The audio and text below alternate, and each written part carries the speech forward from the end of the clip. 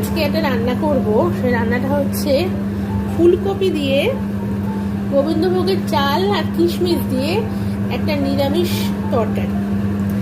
তো আমার সাথে এই রান্নাটাতে চোখ রাখো। এই রান্নাটা আমার শাশুড়ি মার কাছ থেকে শেখা, মানে শেখার থেকেও বড় বলবো যে এটা আমি খেয়েছি বাবার সাথে যখন আমি থাকতাম তখন। আর তখন মা রান্না করতো, তো ওই সময় বিভিন্ন ধরনের রান্না আমাকে করে খাইয়েছে। তার মধ্যে এটা আমার খুব ভালো লাগতো। এটাকে আমি নিরামিষ মুড়িঘণ্ট বলি, মানে শুধু মাছের মাথাটা পড়ে না, সেই জায়গাটা রিপ্লেস করে ফুলকপি।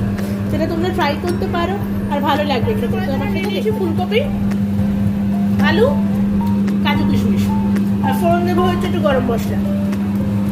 যেটা অবশ্যই হবে সেটা হচ্ছে গোবিন্দভোগের চাল, সেটা থাকতেই হবে। প্রথমে কড়াইটা গরম করে তার মধ্যে দিয়ে দিচ্ছি সর্ষের তেল।